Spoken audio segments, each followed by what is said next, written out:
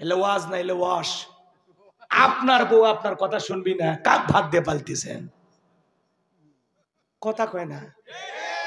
আপনার বউ আপনার কথা শুনবি না, কি পুরুষ? হ্যাঁ, কি পুরুষ আপনি? বইয়ের কাছে দুর্বল তারা যৌতুক নিয়ে বিয়ে করছে যারা, এরা বউ শাসন করতে পারে না। বইয়ের দিক তাকাইলে কয়, এই কার দিক তাকাইছিস, আগে 3 লাখ জমা দি। ওই পুরুষ হিসেবে হিসেবে আলাদা। বউ যদি কয় দাঁড়িয়ে থেকে পেশাব করো, তাই করি। এজন্য যৌতুক নিয়ে বিয়ে করেছে যারা, বইয়ের কাছে এতিম অসহায় তারা। পুরুষ যদি হয়ে থাকো, বইয়ের মহারানা আদায় করে বিয়ে করে ঘরে নিয়ে আসবা। পুরুষ পুরুষ, মহারানা দেওয়া ফরজ, কথা কন ঠিক কিনা? আর উল্টো যারা যৌতুকের দাবি করে, বউরে পিটাইয়া শ্বশুর বাড়ির থেকে যারা জোর করে যৌতুক দাবি করে, এরা হলো ছোট লোক। কাঁচা পায়খানা খাওয়া যেমন হারাম, কন্যা পক্ষের কাছ থেকে জোর করে যৌতুক দাবি করা তেমনি হারাম। যৌতুক না খায় ওইটা খান। কি খুব লাগছে? লাগুক, পরে ব্যথা এমনি সেরে যাবে। কষ্ট হয় নাকি আপনাদের? মা বোনদের জন্য আলোচনা হওয়ার দরকার আছে না নাই? একটু অপেক্ষা করেন, বাজান সামনের দিকে যায়। আমি যে কথা বলতে চাচ্ছিলাম, তাহলে নামাজের মধ্যে দাঁড়ায়া আমাদের মন খালি ছটফট করে, দুনিয়াবি কথা মনে হয়। কথা বলেন ঠিক কিনা? এক মুরব্বী চাচা এত তাড়াহুড়ো করে ওযু করছে, এক ঠ্যাং না ধুয়েই মসজিদে ঢুকছে। টাইসালা মসজিদ পিছলা খায়া চাচা একদিক লঙ্গি একদিক, তাও বলে আল্লাহু আকবার। মানুষ বলে চাচা আগে লঙ্গি ঠিক করেন, কয়েন আগে জামাত ধরি। আসে না এরকম? তাড়াহুড়ো করে নামাজ পড়ে, 2 মিনিটে 2 রাকাত শেষ। জোহরের 4 রাকাত সুন্নত, ইমাম আর মুসল্লি একসাথে নিয়ত বেঁধেছে। ইমামের 2 রাকাত হওয়ার আগেই মুসল্লির 4 রাকাত শেষ। হুজুর জিজ্ঞাসা করেছে, চাচা মিয়া আমার 2 রাকাত হয় না, আপনার 4 রাকাত? বলে হুজুর আপনাদের চর্চা কম। আছে না নাই ভাই? মানে 2 মিনিটে 2 রাকাত, 4 মিনিট চাই। 4G 5G গতির নামাজ। ভাই এইভাবে নামাজ পড়লে কবুল হবে না, কথা কয় না। আল্লাহ বলেন, আল্লাযীনা হুম ফি সলাতিহিম খাশিউন, যারা নিজেদের সালাত বিনয়ের সহিত, নম্রতার সহিত, আল্লাহর ভয় নিয়ে। একটা রাষ্ট্রপতি প্রধানমন্ত্রী, তার সামনে যদি আপনি দাঁড়ান, কি করবেন? দাড়ি চুলকাবেন? লঙ্গি ঠিক করবেন? এমন ভাবে দাঁড়াবেন ভদ্রতার সহিত, যাতে প্রধানমন্ত্রী বা রাষ্ট্রপতির সাথে বেয়াদবি যেন না হয়। একটা রাষ্ট্রপতি প্রধানমন্ত্রীর সামনে যতটা নম্রতা ভদ্রতা নিয়ে দাঁড়াবেন, তার চাইতে কোটি কোটি গুণ বেশি নম্রতা এবং ভদ্রতা নিয়ে আল্লাহ তাআলাকে সিজদা দেওয়ার সময় নামাজে দাঁড়াইতে হবে। কথা বলেন? আপনি নামাজে দাঁড়াইয়া দাড়ি চুলকান, টুপি ঠিক করেন, লঙ্গি ঠিক করেন, আপনার লঙ্গি এত খুলে যায়, রশি লাগাবেন। নামাজের মধ্যে দাঁড়াইয়া দিক ওদিক তাকায়, নামাজে কোনো মনোযোগই নেই। কেউ ওজুখানায় ট্যাপ ছেড়ে দিচ্ছে, তাকায় কয় ও উত্তর পাড়া আব্দুল জুব্বার আইলো। কে বল? কথা কয় না গো? নামাজ পড়তে পড়তে ফোন রিসিভ করে বলে, হ্যালো আমি নামাজে আছি, পরে কথা হবে। কি ডিজিটাল জামানায় সে বলছে? এগুলো নামাজ হবে না। যখন রমজান মাস আছে, প্রত্যেকটা মসজিদে মনে হয় তারাবির প্রতিযোগিতা শুরু হয়েছে। কোন মসজিদে কত তাড়াতাড়ি পড়া যায়। হরিপুর বাজারে আবার 2 বন্ধু গল্প করে, দোস্ত তোমাদের ইমাম সাহেব কেমন? কয় আমাদের হুজুর আল্লাহ বলা 50 মিনিট লাগছে। কয় কি এত সময়? আর আমাদের হুজুর 20 মিনিটে 20 রাকাত শেষ। নামাজ পড়ছে না তামাশা করছে? খালি আলহামদুলিল্লাহ দোয়ালিন শোনা যায়, মাঝখানে ভূমিকম্প আছে। হুজুরের বাপও টের পায়নি। কথা কয়? সোনার মক্কা মদিনে আল্লাহ তার এই গোলামকে নিয়েছিল। আমি সেখানে তারাবি পড়লাম, সময় লাগলো 1 ঘন্টা 45 মিনিট। আর আপনি কি শুরু করছেন? নামাজের নামে তামাশা। ভাই আল্লাহ বলেন, বিনয়ের সহিত, নম্রতার সহিত, আল্লাহর ভয় নিয়ে, ইয়া আইয়ুহাল্লাযীনা আমানুত্তাকুল্লাহ, হে ইমানদারগণ আমি আল্লাহকে ভয় করো। হাক্কা তুকাতিহি, ভয় করার মতো ভয়। শোনেন, আপনি আমি যখন জোহরের সালাত আদায় করব, মনে মনে ভয় করব, এই জোহরের সালাত আমার জীবনের শেষ সালাত, আমি আসর পর্যন্ত নাও বাঁচতে পারি। আমি মাগরিব পড়বার মনে মনে ভয় করব, এই মাগরিবের নামাজ আমার জীবনের শেষ নামাজ, আমি আসর পর্যন্ত নাও বাঁচতে পারি। কথা কয় না? কথা কয় না? ফাঁসির আসামিকে যদি বলা হয় রাত 10টা বাজে 12টায় তোমার ফাঁসি, লোকটা যদি ইমানদার হয় অবশ্যই 2 রাকাত নামাজ পড়বে। ফাঁসির আসামি যেমন জীবনের শেষ মনে করে 2 রাকাত নামাজ আদায় করে, প্রত্যেকটা ওয়াক্তে আল্লাহর ভয়ে ওইভাবে সালাত আদায় করতে হবে। কারা কারা 5 ওয়াক্ত সালাত আল্লাহর ভয়ে আদায় করবেন? 2 হাত তুলে দেখান। আল্লাহ সবাইকে নামাজি বানায় দাও। একটু জোরে বলেন না আমিন। এটা হলো মুমিন বান্দার 1 নাম্বার গুণ। বলে শোনেন, শুধু মসজিদ টাইলস দিয়ে সুন্দর করলে হবে না, ওখানে যারা সালাত আদায় করবে তাদের অন্তরটাও সুন্দর হওয়ার দরকার আছে না নাই? শোনেন, পরিবর্তন হয়ে যান, সোজা হয়ে যান। জুমার নামাজের জন্য মসজিদ ভাঙ্গা 2 তালা 3 তালা করা হয়, আর ফজরের নামাজের সময় এক কাতার মুসল্লি পাওয়া যায় না। এমন মসজিদ আছে যেখানে ফজরের নামাজের সময় মুয়াজ্জিম একাই নামাজ পড়ে। তাহলে জুমা পড়লেন, আসর, মাগরিব, এশা, ফজর কেন বললেন না? কেন বললেন না? নবীজির জামানায় ফজরের নামাজের সময় মসজিদ কানায় কানায় পূর্ণ ছিল, জুমার নামাজের সময় একই দৃশ্য। সুবহানাল্লাহ। ভালো হয়ে যান ভাই, ভালো হয়ে যান। জুমার 2 রাকাতের সালাম ফিরেতে দেরি, হুজুর খালি এই কাত থেকে সালাম ফিরে এই কাতে গেছে, এক পা মসজিদের বাইরে গেছে, ওয়াক দড়িতেও বান্ধা যায় না। এই নামাজ পড়ে যান না, এই নামাজ রাগ করছে। খালি মসজিদ টাইজ করার দরকার নাই, খালি মসজিদের জন্য কালেকশন না, মুসল্লিও কালেকশন করা লাগবে। কথা কন, নামাজি হয়ে যাবে। আরো কথা আছে সামনে, সামনে বলবো। তাহলে নিয়মিত 5 ওয়াক্ত সালাত আদায় করবো তো ইনশাআল্লাহ, করবো তো ইনশাআল্লাহ। আরে মুসলমানের কাছে যদি নামাজের ওয়াজ করা লাগে এটা তো দুঃখের বিষয়, কেন বলা লাগবে? এ ছোট বাচ্চাও জানে নামাজ 5 ওয়াক্ত। কি বাবা কও না শোনা, 5 ওয়াক্ত নামাজ আদায় করে কি নফল না ফরজ? ফরজ। বেটা আসলে তুমি দেখা করো, চকলেট খাওয়াবো। আমার ভাইয়েরা, এইবার মুমিন বান্দার 2 নাম্বার গুণাবলী আল্লাহ রাব্বুল আলামিন বলেন, আল্লাযীনা হুম আনিল লাগবি মুরিদুন। মুমিন বান্দার 2 নাম্বার গুণাবলী, বানাত্মক কথাবার্তা বলা যাবে না। এক জায়গায় বসা চায়ের কাপে ঝড় তোলে, অমুক খারাপ তমুক খারাপ, এ ভালো না সে ভালো না, মনে হয় গীবত কমিটির সভাপতি সেক্রেটারি বসে গেছে। কথা কয় না মনে? এই যে এক জায়গায় বসে আপনি যে আজে বাজে অনেক পেশাল পারেন, কেন? আপনার জবানের প্রত্যেকটা কথা হিসাব আল্লাহ তাআলার কাছে একদিন দিতে হবে। মা ইয়ালফিজু মিন কাউলিন ইল্লা লাদাইহি রাকিবুন আতীদ। বান্দা এমন কোন কথা বলে না যে কথা রেকর্ড করার জন্য আমার ফেরেশতারা নাই। আপনার জবানের প্রত্যেকটা কথার জবাব একদিন আল্লাহ তাআলার কাছে দিতে হবে। এজন্য জবান দিয়ে যা খুশি তাই বলা যাবে না, অমুক খারাপ তমুক খারাপ। এ ভাই, মানুষের সমালোচনা করে কি লাভ? নিজের আত্মসমালোচনা করেন, নিজের জীবনই তো তুলুটি দিয়ে ভরা। আমি তো নিজের পাপের আর গুনাহের টেনশনে ঘুমাইতে পারি না, মানুষকে নিয়ে ভাবার সময় আছে? কথা কয় না? ওয়াকুন্না নাখুদু মাল খায়দিন, যারা সমালোচনাকারী এরা থাকবে সাকর নামক জাহান্নাম। মানুষের জীবনের ভুল ধরতে ধরতে একদিন নিজে ভুলের সাগরে ডুব দিয়ে জাহান্নামের গেটে পৌঁছে যাবেন। এজন্য মানুষের ভুল ধরা বন্ধ করেন, মানুষের সমালোচনা বন্ধ করেন। জবান দিয়ে যা ইচ্ছা তাই বলবেন না। মুমিন বান্দার জবানটাকে কন্ট্রোল করতে হবে। আল্লাহ রাসূল বলেছেন, তোমরা 2টা জিনিস যদি কন্ট্রোল করতে পারো, হেফাজত করতে পারো, একটা হলো 2 চলের মাঝখানে নরম জিহ্বা, আর 2-এর মাঝখানে থাকে লজ্জাস্থান। এই 2টার হেফাজত করতে পারলে আমি নবী তোমাদের জান্নাতের জিম্মাদারি নিলাম। চিৎকার মেরে বলুন সুবহানাল্লাহ। তাহলে আপনি আমি জবান দিয়ে সে কথা বলবো যে কথা প্রয়োজন, প্রয়োজনের অতিরিক্ত কথা বলা থেকে বিরত থাকবে। মুরব্বি মুরব্বি, চুপ চুপ, এত কথা কেন বলেন? অমুকের বউ এটা করছে, বেটা আরে বেটা তুমি কি এলাকার সিআইডি ডিবি? কার বউ কি করছে এটা তোমার শোনা লাগবে, বলা লাগবে। আগে 4-5 জন মহিলা এক জায়গায় হলে গীবত হইতো, পরনিন্দা সকলখড়ি হইতো। এখন 4-5 জন পুরুষ এক জায়গায় হলে পরনিন্দা সকলখড়ি শুরু হয়ে যায়। কথা কয় না? গীবত করা মানে কি? মৃত ভাইয়ের গোস্ত খাওয়ার সময়, এটা ঘৃণিত কাজ। কেউ কি মৃত ভাইয়ের গোস্ত খাইতে পারবেন? তাহলে এই গীবত কেন করতেছে? গীবত করা মানে কি? মৃত ভাইয়ের গোস্ত খাওয়ার সময়। আল্লাহ হেদায়েত দান করুন। একটু জোরে কর না আমিন। আমার ভাইয়েরা, চুপ থাকবেন, অতিরিক্ত কথা বলা থেকে বিরত থাকবেন। মাংস মাথা না যা, চুপ থাকলে আপনি নাজাত পাবেন। তাহলে মুমিন বান্দার 2 নাম্বার গুণাবলী, অনর্থক কথাবার্তা বলা যাবে না। প্রয়োজন যতটুকু কথা বলতে হবে ততটুকু। মুমিন বান্দার 2 নাম্বার গুণাবলী, অনর্থক কাজ করা যাবে না। মুমিনের টাকা হলে মুমিন সিনেমা হল বানাবে না, যাত্রা গানের আয়োজন করবে না, গানের কনসার্ট দেবে না, মদের বার দেবে না, সিনেমা হল বানাবে না। মুমিনের টাকা হলে মুমিন মসজিদ বানাবে, মাদ্রাসা বানাবে, ঈদগাহ মাঠ বানাবে, কবরস্থান বানাবে, 10টা ফলের গাছ লাগায় দিবে, পুকুরের ঘাট বানায় দিবে, গরিব দুঃখী মানুষকে টাকা দিয়ে সহযোগিতা করবে। মুমিন ভালো ভালো কাজে টাকা ব্যয় করবে।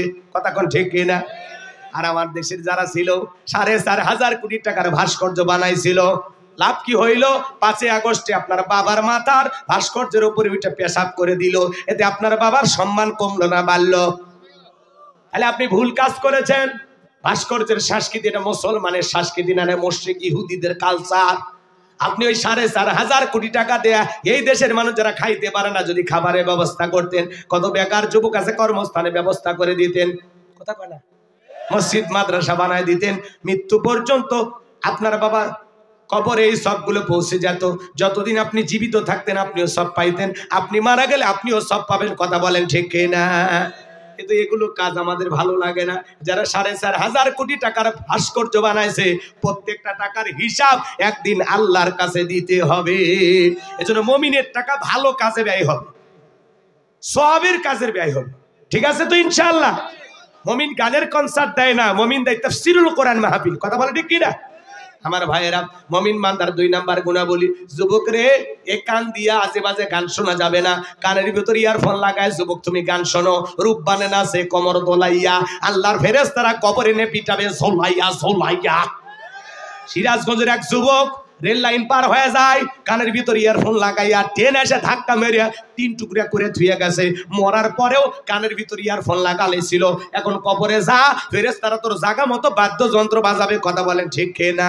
এই কান আল্লাহ গান শোনার জন্য দেয় নাই। যুবক রে, কানের ভিতর ইয়ারফোন লাগাইয়া গান শুনতে শুনতে ঘুমের মধ্যে চলে গেলা। যদি এই ঘুম না ভাঙে, মনে রাখবা কবিরা গুনাহ করতে করতে কেউ যদি মারা যায় সে যাবে জাহান্নামে। ভালো হবা না তোমরা? ভালো হবা? তাহলে এই কান দিয়ে কি শোনা লাগবে?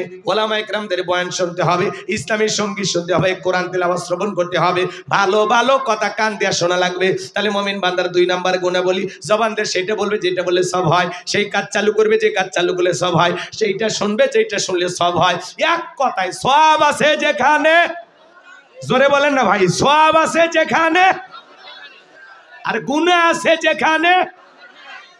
সকল গুনাহ থেকে আল্লাহ আমাদের বেঁচে থাকার তৌফিক দান করুন, জোরে বলুন আমিন। এইবার মুমিন বান্দার 3 নাম্বার গুণাবলী, এই যে 4 নাম্বারে যুবক রেডি থাকো। মুমিন বান্দার 3 নাম্বার গুণাবলী, আল্লাযীনা হুম লিয-যাকাতি ফাইলুন।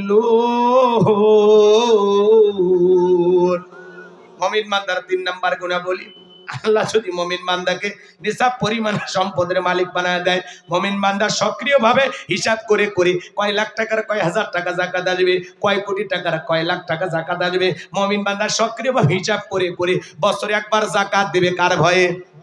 যাকাত নফল না ফরজ? নামাজ আদায় করা যেমনি ফরজ, যাকাত দেওয়া তেমনি ফরজ। যাকাত আসছে দারিদ্রতা বিমোচন করার জন্য, যাকাত আসছে অভাব মুক্ত সমাজ রাষ্ট্র দেশ গড়ার জন্য, যাকাত আসছে রাস্তার এপারে 10 তালা এপারে গাছতলা তার ব্যবধানকে দূর করার জন্য, যাকাত আসছে পথে পড়ে থাকা অবহেলিত মানুষের মুখে হাসি ফুটাইয়া তাদের অধিকারে প্রতিষ্ঠিত করার জন্য। চিৎকারে মেরে বলুন আল্লাহু আকবার। আমাদের দেশের অর্থনীতি যাকাত ভিত্তিক না সুদ ভিত্তিক? সুদ ভিত্তিক অর্থনীতি। হালাল না হারাম? এটা জোরে এখন। আচ্ছা, সুদ যে হারাম বলতে ভয় লাগে, তো জোরে বলেন সুদ কি? ওয়াহাল্লাল্লাহুল বাইয়া ওয়া হাররামার রিবা। আল্লাহ ব্যবসাকে হালাল করেছেন, সুদকে করেছেন হারাম। কথা কোন ঠিক এরা? ভালো করে শোনেন, এই দেশের অর্থনীতি হলো সুদ ভিত্তিক। এই সুদ ভিত্তিক অর্থনীতি দিয়ে কঠিন কালে কোন নেতা বাংলাদেশকে দারিদ্র মুক্ত করতে পারবে না।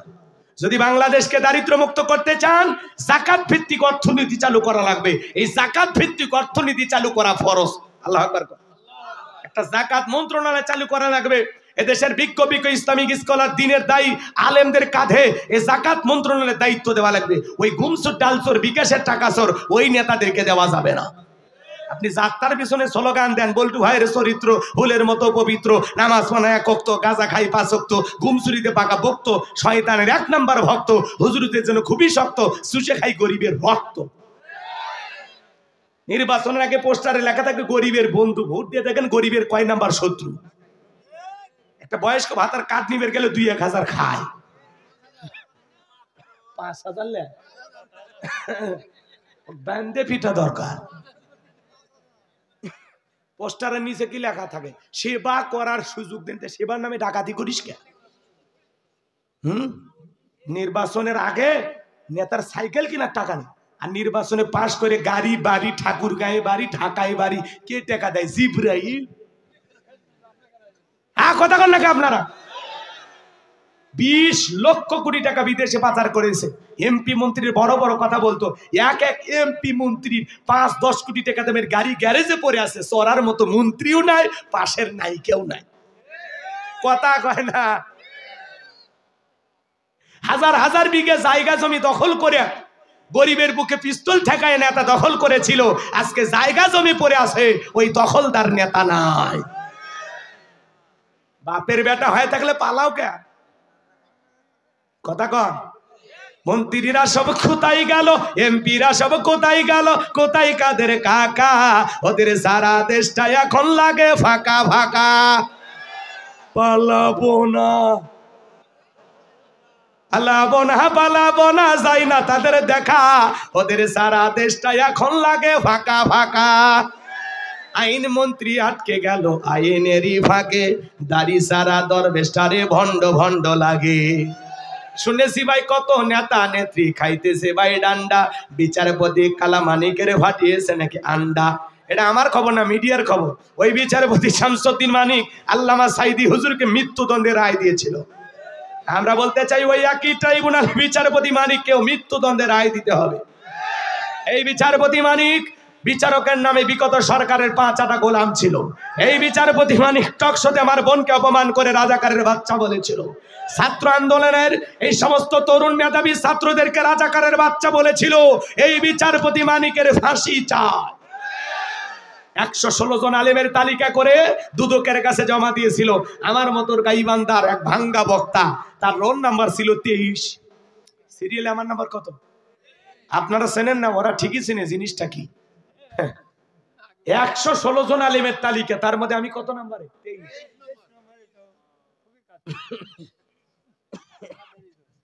তাহলে যারা আলেমের তালিকা করেছিল আজকে বিনা তালিকায় জেলখানা, কলার পাতা ছুঁয়ে আসো। পুলিশ যা কয় খামাখা বয়োবৃদ্ধ মানুষ কলা পাতা শুয়ে থেকে কখন ভেসে যান, কলার পাতা কখন এসে ছাগল খায়, আপনারটা খায়া যায়। অতএব আপনি আসেন, আপনাকে একটু জেলখানার ভিতরেই রাখি। কথা কয় না গো? পলকের ঝলক গেল, পলকের ঝলক গেল, থামিয়ে নেটের চাকা, ওদের সারা দেশটা এখন লাগে ফাঁকা ফাঁকা। কোথায় গেল সংসদেতে মমতাজের গান, কোথায় গেল হযরত বলা স্বামী ওসমান। 70 রাকাত তাহাজ্জুদ পড়তো, বিরাট বড় আল্লাহর ওলি দাবি করতো। 41 সাল পর্যন্ত টিকে থাকার স্বপ্ন দেখেছিল, কিন্তু 24 সালের 5 আগস্টে ভাগ্যে কি আছে আল্লাহর ওলিরা জানতো না। মাইক পেলে বলতো খেলা হবে, খেলা হবে। আজকে পুরো বাংলাদেশের মাঠ পড়ে আছে, কিন্তু ওই খেলোয়াড় নাই। এরা খেলোয়াড় ছিল না, এরা পাক্কা দুর্নীতিবাজ। ওরা দেশের রিজার্ভ খায়া শেষ করছে, দেশে কিচ্ছু নেই, সব নিয়ে গেছে। কথা কয় না? এগুলো বললে কি কষ্ট পান নাকি আপনারা? 16 বছরের মায়া তো অনেকের কাটেনি। 10 দিন আয়না ঘরে থাকলে ভালো হয়ে যাবেন। যে মা সন্তানকে ছেড়ে যায় ওটা মা না। আমরা বলতাম অনেক ভালোবাসতাম, কিন্তু ওইভাবে কষ্ট দিয়ে চলে যাবেন বুঝিনি। কথা কন? আচ্ছা, আপনারা কি বিরক্ত হয়েছে? তাহলে শোনেন, ওই নেতাদেরকে দায়িত্ব দেওয়া যাবে না, দিলে সব জাকাতের টাকা বিদেশে পাচার করবে, সুইস ব্যাংকের অ্যাকাউন্টে টাকা জমাবে। কথা কন? কাকে দায়িত্ব দেওয়া লাগবে? আলেমদেরকে। আলেমদেরকে দায়িত্ব দেওয়া লাগবে। আলেমেরা কি করবে? আলেমদের কাছে কোনো জিনিস গেলে আমানতের খেয়ানত হবে না। আলেমেরা সমস্ত ধনীদের তালিকা করবে। ইনি ধনী মানুষ, বলেন আপনার ব্যাংকের অ্যাকাউন্টে কত, বইয়ের অ্যাকাউন্টে কত, গোপন সিন্ধুকে কত, খাটের নিচে কত। আপনার জাকাত আছে 2,75,72,500 টাকা। ধনী জাকাত দেবে না, জাকাত আদায় করা হবে। এদেশের অধিকাংশ ধনী হিসাব করে জাকাত দেয় না। কথা কয় নাকি আপনার? জাকাত আছে 1 কোটি টাকা, কোনো মতে 5-10 লাখ টাকা জাকাত দিয়ে নিজের 90 লাখ টাকা জাকাত নিজেই মেরে খায়। জাকাত আসছে 10 লাখ, 2-3 লাখ টাকা দিয়ে নিজের 6 লাখ টাকা জাকাত নিজেই মেরে খায়। আর এদেশে ধনীরা পাইছে জাকাত মানে শাড়ি লুঙ্গি। এমন লুঙ্গি দেয় ভাই 200 টাকা দাম, লিটন লুঙ্গি পরে থাকলে ওর জান্নাত জাহান্নাম সব বোঝা যায়। এমন শাড়ি কিনে দেয় 300 টাকা দাম, ধুয়ে দিলে শাড়ি না মশারি খুঁজে পাওয়া যায় না। এই বড় লোক, এই শাড়ি তোর বউরে পরাবি, এই শাড়ি তোর মেয়েরে পরাবি। জাকাত মানে শাড়ি লঙ্গি না। হযরত ওমর ফারুক বলেন, তোমরা জাকাতের অর্থ এমন ভাবে দাও যাতে ওই ব্যক্তি জাকাতের জন্য আর কারো দুয়ারে হাত না পাতে, লাইন না দেয়। আল্লাহু আকবার কোন।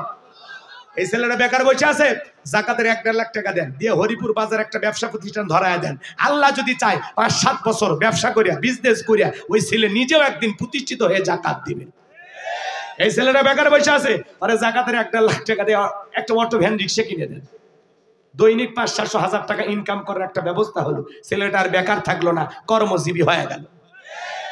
একটা বিধবা নারী আসছে, শাড়ি দিয়ে কিলাপ, সেলাই মেশিন কিনে দেন, 2টা ছাগলের বাচ্চা কিনে দেন, একটা গাভী গরু কিনে দেন, এগুলো লালন পালন করে ভাগ্যের চাকা ঘুরাবে। জাকাতের টাকা দিয়ে মানুষের কর্মস্থানের ব্যবস্থা করে দিতে হবে। আপনি 500 টাকা 1000 টাকা দিয়ে জাকাত পুরো এলাকা পৌঁছান, ধর্মী 1 লাখ টাকা একজনক দিয়ে দেন। জাকাত ধনীর দেওয়া ফরজ। আল্লাহ যাদেরকে জাকাত দেওয়ার মতো তৌফিক দান করেছেন তারা খুশি হয়ে বলেন আলহামদুলিল্লাহ। যাদেরকে আল্লাহ দেওয়ার তৌফিক দান করেন না তারাও বলেন আলহামদুলিল্লাহ। ধনীর জাকাত দেওয়া ফরজ, গরিবের জাকাত খাওয়া ফরজ না।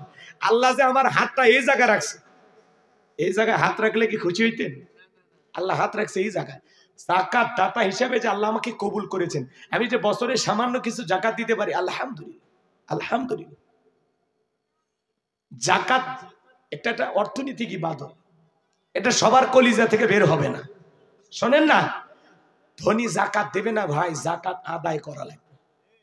সমস্ত ধনীদের তালিকা করে বাংলাদেশে যদি জাকাত আদায় করা হয়, আর জাকাতের যে 8টা খাত আছে, এই সঠিক খাত অনুযায়ী যদি জাকাতের টাকাগুলো বন্টন করা হয়, 10 বছর পরে বাংলাদেশে একজন মানুষ জাকাতের জন্য খুঁজে পাওয়া যাবে না।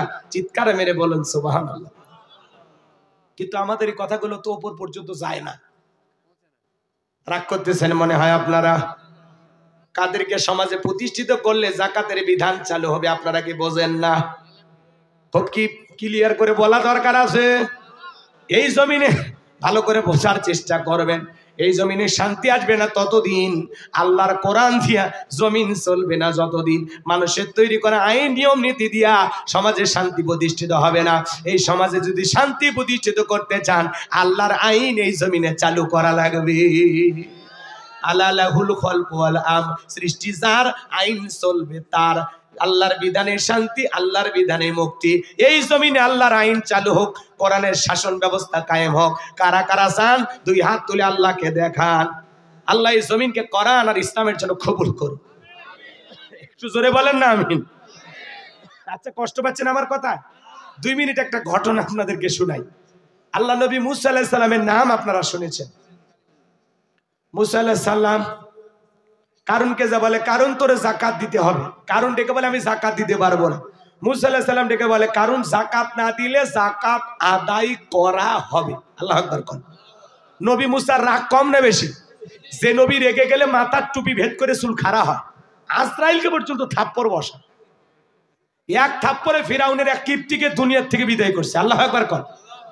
সেই নবী মুসার চোখে মুখে রাগ থেকে কারণ ডেকে বলে কত টাকা দিতে হবে? নবী মুসা ডেকে বলে শতকরা 2.5% দিতে হবে। ঠিক আছে, আমার একটু সময় দেন, আমি একটু হিসাব নিকাশ করে আপনাকে জানাবো। নবী মুসা চলে গেলেন। এইবার কারণ হিসাব নিকাশে বসে গেল। এই কারণকে আল্লাহ তো সম্পদ দিয়েছিল, 70টা উট লাগতো চাবি বহন করতে। চাবি যদি এত হয় তালা কত, আর তালা যদি এত হয় সিন্ধুকে মাল কত, ছোট মাথায় ধরবে না। কারণ এইবার হিসাব নিকাশ করে দেখে, হাজার হাজার কর্মচারী দিয়া সারা দিন সারা রাত যদি জাকাতের টাকা দেওয়া হয়, এরপরে টাকা শেষ হবে না। এত টাকা পরিমাণে জাকাত আসছে। এমনি তো কৃপণ পায়, স্যান্ডেল দেয় না, ক্ষয়ে যাবে বলে, গায়ে জামা পরে না, ছিঁড়ে যাবে বলে, সেই কৃপণ কি এত টাকা জাকাত দিতে পারে না? সে একটা গোপন পরিকল্পনা করলো। এলাকা একটা 2 নাম্বার মহিলা ছিল সবদা। এই সবদা নামের পতিদের কাছে যে বলে, সবদা রে, তোরে 2 বস্তা টাকা দেবো। অ্যাডভান্স হিসাবে আজকে 1 বস্তা টাকা দিলাম, আগামীকালকে সাক্ষী দেওয়ার পরে আর 1 বস্তা টাকা দেব। বিনিময়ে আল্লাহর নবী মুসা আলাইহিস সালাম যে মজলিসে দাঁড়াইয়া আল্লাহর পথে মানুষকে আহ্বান করবে, ওই ভরা মজলিসে দাঁড়াইয়া একবার শুধু বলবে, মুসা নবী দিনের বেলা ওয়াজ করে আর রাতের বেলা আমি সবদার সাথে রাত কাটাই, বাস এতটুকু কথা বললে এনাফ, বাকি যা করার আমি করব। সবদা যেহেতু 2 নাম্বার মহিলা রাজি হয়ে গেল। পরের দিন সকালবেলা আল্লাহর নবী মুসা আলাইহিস সালাম হাজার হাজার জনতার সামনে ওয়াজ করতেছে। ওই সবদা নামের সেই মহিলা নবী মুসা আলাইহিস সালামের আলোচনা শোনার পরে পাষাণ হৃদয় কইলা চোখ দিয়া পানি ঝরতেছে, জোরে কোন মারহাবা। কারণ দেখে বলে সবদা তুমি দাঁড়াও, বলে আর একটু শুনি, বলে না শুনতে দেওয়া যাবে না। দুইজন লোক পাঠিয়ে দিল, ওরা এসে জোর করে সবদার হাত ধরে ভরা মজলিসে দাঁড় করায় দিল। এবার সবদা যখন দাঁড়িয়ে গেছে, কারণ লাভ মেরে বলে মুসা রে ওয়াজ বন্ধ কর, তাকায় দেখ 2 নাম্বার মহিলা দাঁড়াইছে। মহিলাটা 2 নাম্বার না 1 নাম্বার মুসা নবীকে জানে, রতনে রতন চেনে। আজও দেখবেন আলেম ওলামা যখন হক কথা বলে, সুদের কথা বলে, ঘুষের কথা বলে, আল্লাহর জমিন আল্লাহর দ্বীনকে প্রতিষ্ঠিত করার কথা বলে, একামতে দ্বীনের কথা বলে, তাদেরকে টার্গেট করে বলা হয় হুজুর আপনার ওয়াজ বন্ধ করেন, আপনার ওয়াজ লাইন সারা, হুজুরের ওয়াজ লাইন সারা না, তোমার জীবন লাইন সারা, তুমি একটা তার সেরা। মসজিদে দাঁড়িয়ে সুদের কথা বলা যায় না, সুদখোর সভাপতি গলা খাকর দেব হুজুর এই ব্যবসার সাথে আমি জড়িত, খামাকা জনগণের সামনে আমার মুখোশ কেন উন্মোচন করতেছেন? আছে না নাই? এদেশের অধিকাংশ মসজিদগুলোর সভাপতি হলো সুদখোর, ঘুষখোর, হারামখোর। কথা কয় না গো? আপনার কি আমার কথা কষ্ট পান? হক কথা বলা লাগবে, অবস্থা যেমনই হোক কথা কন। বাংলাদেশে যারা আলেমদের জবান বন্ধ করার ষড়যন্ত্র করে, মনে রাখবেন এক হুজুরের জবান বন্ধ করে দিবেন, আল্লাহ 10 জনকে ময়দানে চালু করে দিবে। এক জায়গায় কোরআনের আওয়াজ বন্ধ করে দেবেন, আল্লাহ 10 জায়গায় কোরআনের মাহফিল চালু করে দেবে। মনে রাখবেন বাঘের পেট থেকে বাঘেরই বাচ্চা হয়, বিড়ালের বাচ্চা হয় না। সিংহের পেট থেকে সিংহেরই বাচ্চা হয়, বানরের বাচ্চা হয় না। যারা আল্লাহর কোরআন থেকে কথা বলে, এরা আল্লাহ ছাড়া দুনিয়ার কোনো জালেমকে ভয় করে না। যারা আলেমদেরকে বলতো হুজুর ওয়াজ বন্ধ করেন, তাফসীরুল কোরআন মাহফিলে আলেমদেরকে সে বাধা দিত। কথা বলেন না কেন? এরকম ছিল না ভাই? আমাদের আফসোস লাগতো ওই জায়গায় বাংলাদেশে বাণিজ্য মেলার নামে রাত 12টার পরে নর্তকীর গায়ে একটা সুতার কাপড় থাকে না, ওখানে 144 জারি করা হয় না। যারা বাংলার জমিনে তাফসীরুল কোরআন মাহফিলে, ওয়াজ মাহফিলে 144 জারি করে আলেমদের কথা বলা বন্ধ করে দিত, আমার বিশ্বাস ওদের জন্ম মুসলমানের রক্ত দিয়ে হতে পারে না। শোনেন, এইবার সবদা বলতেছে কারণ রে তুমি বৈশা পড়ো, আমি যেহেতু দাঁড়িয়েছি বলার জন্য আমাকেই বলতে দাও। কারণ বৈশা বলল, সবদা এবার ডেকে বলে জনগণ শোনো দিয়ামন, আমি জীবনে কোনোদিন মুসা নবীকে দেখি নাই। আজকে মুসা নবীকে দেখার পরে, আলোচনা শোনার পরে পাষাণ্ডি তৈরি কইলা গেছে, সিদ্ধান্ত নিয়েছি আর খারাপ কাজ করব না, অশ্লীল কাজ করব না, আমি তওবা করে ঈমান গ্রহণ করব। নবীর ওয়াজ শুনে একটা পতিতা ভালো হয়ে গেল, আলেমদের ওয়াজ শুনে বেনামাজি নামাজি হয়ে যায়, সুদখোর ঘুষখোর ভালো হয়ে যায়, বেপরদায় চলা মা বোনেরা পর্দা করে, দাড়ি কাটা যুবকটা আলেমদের ওয়াজ শুনে দাড়ি রাখে। হেদায়েত দেয় কি? একটু জোরে কন না। আমার ভাইয়েরা গভীর মনোযোগ দিয়ে শোনেন। এইবার সবদা যখন ডেকে বলতেছে জনগণ এই কারণ কেন লাফালাফি করে আপনারা জানেন, গোপন তথ্য ফাঁস করে দিয়ে বলতেছি এই কারণ গতকাল রাত্রিতে আমার বাড়িতে গিয়েছিল, আমার 2 বস্তা টাকার মধ্যে 1 বস্তা টাকা দিয়েছে, আজকে সাক্ষী দিলে আর 1 বস্তা টাকা দিবে, বিনিময়ে আমাকে এই কথা বলতে হবে। মুসা নবী দিনের বেলা ওয়াজ করে আর রাতের বেলা আমি সবদার সাথে রাত কাটাই। আপনাদেরকে সাক্ষী রেখে বলতেছি মুসা নবীর চরিত্র ফুলের চাইতেও পবিত্র। ওই কারণ হলো আমি সবদার নিয়মিত ভক্ত। চিৎকার মেরে বলুন আল্লাহু আকবার। ওয়া মাকারু ওয়া মাকারাল্লাহ ওয়াল্লাহু খায়রুল মাকিরিন। খেলাকার আমার ভাইয়েরা নবীকে মিথ্যা তহমত দিয়ে ফাঁসাইতে চায়। আল্লাহ নবী মুসা রাগান্বিত হয়ে গেল, আল্লাহকে ডেকে বলে আল্লাহ চাইতে গেছিলাম যাকাত, আর আমার বিরুদ্ধে এত বড় ষড়যন্ত্র মেনে নেওয়া যায় না। কারণের ধন সম্পদ সহ যেন জমিন কারণকে গ্রাস করে ফেলে। আল্লাহ দোয়া মঞ্জুর করলেন। এইবার কারণের হাঁটু পর্যন্ত জমিনের ভিতরে চলে গেল, ও বলে ব্যাপার না। এইবার মাথা পর্যন্ত চলে গেছে, ও বলে ব্যাপার না, দেখে শক্তি আছে উঠতে পারবো। গলা পর্যন্ত যখন জমিনের ভিতরে চলে গেছে, ডেকে বলে ও নবী মুসা ধন সম্পদ যা আছে সব তোমার আর তোমার আল্লাহ তুমি নিয়ে যাও, জানটা একটু ভিক্ষা দাও। মুসা সাল্লাল্লাহু আলাইহি সাল্লাম ডেকে বলেন, আল্লাহুস সামাদ, আমার আল্লাহ অমুখাপেক্ষী, আমার আল্লাহ কারো কাছ থেকে কিছু নেয় না, আমার আল্লাহ শুধু দিয়ে যায়। কারণ রে তোর ধন সম্পদ সকল জমিনের ভিতরে চলে যা, আর পৃথিবীর ইতিহাসে সাক্ষী থাক, তোর মতো যারা যাকাত দেবে না, এইভাবে টাকা পয়সা জমা রাখবে, কৃপণতা করবে, কঠিন কিয়ামতের ময়দানে আল্লাহ তাআলা তুই কারুনের কাতারে আল্লাহ তাদেরও তার করায় বিচার করবে। যাকাত দিলে ধনীর ধন কমে না বাড়ে। সূরা তাওবার ভিতরে আল্লাহ তাআলা বলেছেন, যারা স্বর্ণ রূপা টাকা পয়সা জমা রাখে, আল্লাহ রাস্তায় যাকাত দেয় না, খরচ করতে চায় না, আমার আল্লাহ বলেন তাদের জন্য রয়েছে আযাবের সুসংবাদ। আপনি যারা যাকাত দিচ্ছেন না, টাকা পয়সা নষ্ট হবে বইলা খরচ করতে কৃপণতা করেন, আপনার এই সম্পদ বিষাক্ত সাপ হয়ে আপনার আযাবের কারণ হবে, আপনাকে সবল মারবে। কথা কয় না? তাহলে বাজান বলেন তো, হিসাব করে প্রত্যেক বছর একদিন যাকাত দিতে রাজি আছেন তো ইনশাআল্লাহ? যাকাত দেবেন তো ইনশাআল্লাহ? আল্লাহ সবাইকে যাকাত দেওয়ার মতো অর্থ দান করুন, চিল্লায় বলুন আমিন। এইবার মুমিন বান্দার 4 নাম্বার গুণাবলী, আল্লাযীনা হুম লিফুরুজিহিম হাফিজুন। মুমিন বান্দার 4 নাম্বার গুণাবলী হলো নিজের যৌবনটাকে সংযত রাখা, নিজের যৌবনটাকে কন্ট্রোল করা। মুমিনের যৌবন হোটেলে বিক্রি হয় না, পার্কে বিক্রি হয় না। মুমিন যুবক কখনো বিয়ের আগে অবৈধ কোনো সম্পর্ক করতে পারে না। কথা বলেন? এ যুবকে বসো, 12:30 বাজছে, আর 20টা মিনিট দেবেন না, অস্থির হয় না, বসে পয়েন্ট আকার আলোচনা করলে অনেক জায়গায় বোঝে না। এটা আমি যে আলোচনা করতেছি এর নাম হলো তাফসীর। প্রত্যেকটা পয়েন্টে আমি যদি আরো গোছায় কথা বলি, 7টা পয়েন্ট বুঝতে 7 ঘন্টা ওয়াজ করা লাগে। আমি যেটুকু না বললেই নয় সেটুকু গোছায় বলতেছি, কষ্ট হয় আপনাদের? তাহলে 4 নম্বরে আসলাম। এবার পরে শেষে আমি 7টি কি বলছি আপনাদের কাছ থেকে শুনবো, যে বলতে পারবেন তারে পুরস্কার দেব। কষ্ট হয় আপনাদের? কষ্ট হয়? আর যারা ওঠা বসা করে একেবারে বাড়ি যাচ্ছেন, যদি পারেন আমার ড্রাইভারের কাছে গেলে একটা বই পাবেন। সাদিক এই জায়গা নিয়ে আসিনি মনে হয়, যদি পারেন আমার লেখা একটা বই আছে শেষ বিদায়, গাড়ির ড্রাইভারের কাছ থেকে সংগ্রহ করে নিয়ে যাবেন।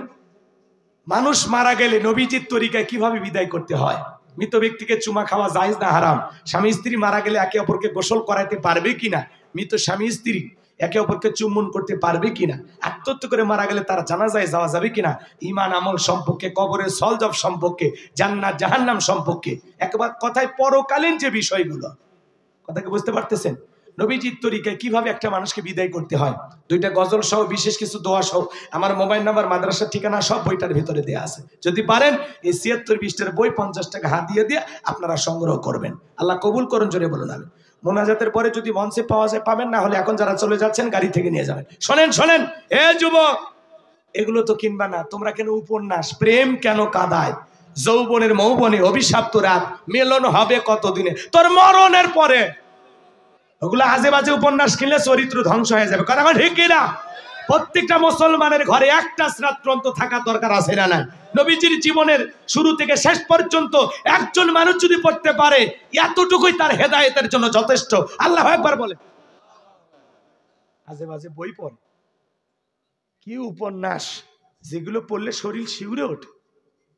হঠাৎ বৃষ্টি রাত, চতুর্দিকে নিভু নিভু আলো, হঠাৎ করে বিদ্যুৎটা চলে গেল, বৃষ্টি পড়ছিল আসমান থেকে। এ সময় একটা পরীর মতো মেয়ে চলে আসলো চোখের সামনে, বাতাসে ছাতা উড়িয়ে গেল, সাথে মেয়ের ওড়নাটাও গেল। এগুলো পড়লে কোন একটা মানুষের মাথা ঠিক থাকবে? এই হলো যুবকদের চরিত্র। আল্লাহ যুবকদের হেদায়েত দান করুন। আল্লাহ তাআলা বলেন, ওয়াল্লাযীনা হুম লিফুরুজিহিম হাফিজুন, নিজের যৌবনটাকে সংযত রাখো, নিজের যৌবনটাকে কন্ট্রোল করো। হে যুবক, আল্লাহ তাআলা শিশুকালের হিসাব নেবেন না, হিসাব নেবেন যৌবনকালের। কথা কয় না গো? যৌবনকালে লম্বা সময় ইবাদত করা যায়, যেটা বৃদ্ধকালে সম্ভব নয়। যৌবনকালে আমরা গুনাহ করতে ভালোবাসি, আর যৌবনকালের ইবাদত আল্লাহ পছন্দ করেন। সুবহানাল্লাহ কোন? আচ্ছা, একটা মুরব্বী মানুষ রাত 2টা বাজে, পৌষ মাস, মাঘ মাস, প্রচন্ড শীত, যদি বলেন চাচা 2000 টাকা দেবো, পুকুর থেকে একটু গোসল করে উঠে আসে, ওই চাচা বলবি বা যে শীত পড়ছি, ওই 2000 টাকা নেওয়ার জন্য গোসল করে পুকুর থেকে ওঠার শক্তি থাকবে তো? কিন্তু একটা যুবককে যদি বলা হয় 2000 টাকা দেবো, পুকুর থেকে গোসল করো, ও বলবে হুজুর কাপড় খুলছি, টাকা বাইর করেন। কথা কয়? তার মানে ওর একটা শক্তি আছে, পাওয়ার আছে, দম আছে, স্পিরিট আছে, আর এটার নামই হলো শক্তি। কথা কোন ঠিক কি না? বৃদ্ধ মানুষ লম্বা সময় রুকু থাকলে মনে হয় পড়িয়ে যাবে, বেশি সময় সিজদায় থাকলে মনে হয় দম আটকে যাবে, কিন্তু যুবক বয়সে এগুলো হয় না। যুবক বয়সে ঠান্ডা পানিতে ওযু করার ক্ষমতা যুবকের আছে, কিন্তু 80-90 বছর বয়সের চাচা চাচিমা যদি গরম পানি করে দেয়, চাচার ভাগ্যে ওযু জোটে। গরম পানিও নাই, চাচার ওযু নাই, নামাজও নাই। কথা কন নাকি আপনারা? তাহলে আমরা যৌবনকালে ইবাদত করব কার? আরো জোরে। হযরত আলী রাদিয়াল্লাহু তাআলা বলেন, তোমরা যৌবনের তাড়নায় গুনাহ করো, একদিন তোমাদের যৌবন থাকবে না, আমলনামায় গুনাহ ঠিকই লেখা থাকবে। যুবক রে, যৌবন কালের পরীক্ষা দিয়েছিলেন আল্লাহ নবী ইউসুফ আলাইহিস সালাম। জলেখা একটা গোপন কক্ষে নিয়ে যায়, বলে দিলে বড় জ্বালা রে, পাঞ্জাবি ওয়ালা হুজুর তো কিছুই বোঝে না, হুজুর সবই বোঝে, নারী ছলা কলা বোঝে না। জলেখা কাছে যায় আর বলে, ইউসুফ রে, তোমার চোখ দুইটা ভারী সুন্দর। ইউসুফ আলাইহিস সালাম ডেকে বলেন, এই চোখ যে আল্লাহ সৃষ্টি করেছেন, সে আল্লাহকে ভয় করো। জলেখা নিজের কাপড়গুলো ছিঁড়ে দেবতার মুখগুলো ঢাকতেছে। ইউসুফ নবী ডেকে বলে, কাপড়ে ঢাকিলে তুমি দেবতার মুখ, কি দিয়া ঢাকিবা তুমি বিধাতার মুখ। জলেখা যখন কাছে আসতে চায়, আল্লাহ নবী ইউসুফ আলাইহিস সালাম অন্তরে কার ভয়? ইন্নী আখাফুল্লাহ, অন্তরে আল্লাহর ভয় নিয়া আল্লাহর উপরে তাওয়াক্কুল করে পয়গম্বর ডেকে বলে, আল্লাহ, নিজের ইজ্জতকে বাঁচানোর জন্য সামনে দৌড় মারার দায়িত্ব আমার, আর আপনার কুদরত থেকে তালা খুলে দেওয়ার দায়িত্ব আপনার। বলেন আল্লাহু আকবার। ইউসুফ আলাইহিস সালাম বিপদে পড়ে স্মরণ করেছেন কারে? ফাযকুরুনি আযকুরুকুম ওয়াশকুরুলি ওয়ালা তাকফুরুন। বান্দারে, বিপদে পড়ে আমি আল্লাহকে যদি স্মরণ করো, আমি আল্লাহ তোমাদের ডাকে সাড়া দিব। সুবহানাল্লাহ কোন। আল্লাহ নবী ইউসুফ আলাইহিস সালাম আল্লাহর উপরে তাওয়াক্কুল করে নিজের ইজ্জতকে বাঁচানোর জন্য দৌড় মেরেছেন। আল্লাহর কুদরত থেকে প্রত্যেকটা দরজার তালা খুলে গেছে। বলেন আল্লাহু আকবার। এইবার ইউসুফ নবী দৌড়াইতে দৌড়াইতে শেষ দরজায় যখন চলে গেছে, জলেখা পিছন থেকে মারছে ধাবা। ইউসুফ আলাইহিস সালামের দিকে জামা ছিঁড়ে গেছে। ইউসুফ নবী বলে, জামা ছিঁড়ে যাই যাক, ইজ্জত দেওয়া যাবে না। এইবার জলেখা শেষ দরজায় এসে তাকায় দেখে তার স্বামী আজিজ মিসর দাঁড়াই আছে। স্বামীকে দেখা মাত্র এই জলেখা নেকা কান্নার অভিনয় শুরু করে দিল। কথা আছে, যেখানে বাঘের ভয় সেখানে রাত হয়। স্বামীকে দেখা মাত্র এমন কান্নার অভিনয় শুরু করে দিল। দেখেন না, কিছু কিছু মহিলা কথা বলার আগে কান্দে দেয়, বলিয়া দুনিয়াতে আমার কেউ নাই। এই কেউ নাই তো বেঁচে আসো কেন? কারো কারো বউ আছে না, কথা বলার আগে কান্দে দেয়। যার বউ যত বেশি কাঁদে, ওর ভিতরে তত ভেজাল আছে। যার বউ বেশি কান্নাকাটি করে না, ধমক দেবে না, এই চুপ, এত কান্দিস কেন, ঘটনা কি হয়েছে খুলে বল। তোর কথা শুনে যদি মনে হয় এই ঘটনায় কান্না করা উচিত, স্বামী স্ত্রী একসাথে জামাত করে কাঁদা হবে।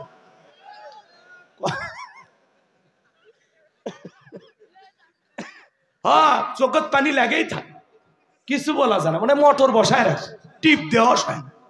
কথা কর নাই ভাই, নাই এরকম মেয়ে মানুষ কান্দে কান্দে সব মামলা জিত পেরেছে।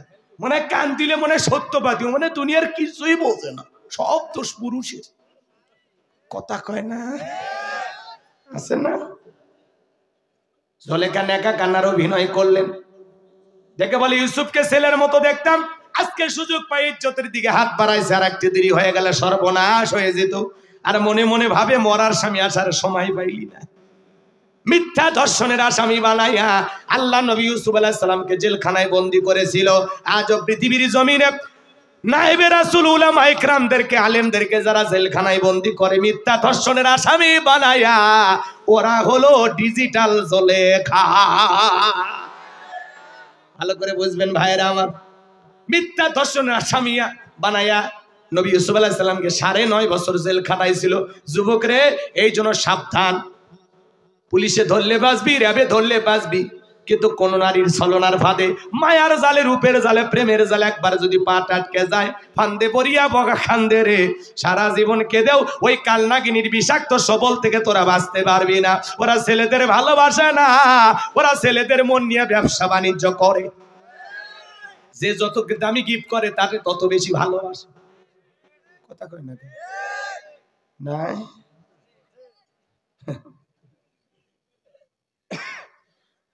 যুবকের চরিত্র খারাপ হয়ে গেছে।